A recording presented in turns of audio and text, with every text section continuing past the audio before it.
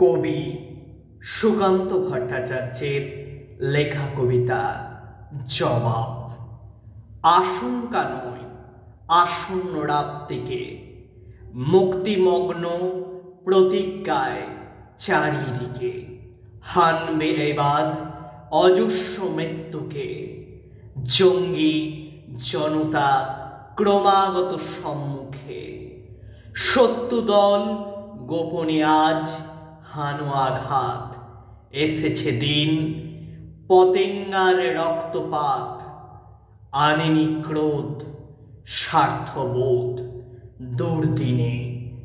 উষ্ণ মন শানিত হোক সঙ্গিনী, ক্ষিপ্ত হোক দীপ্ত হোক তুচ্ছ প্রাণ।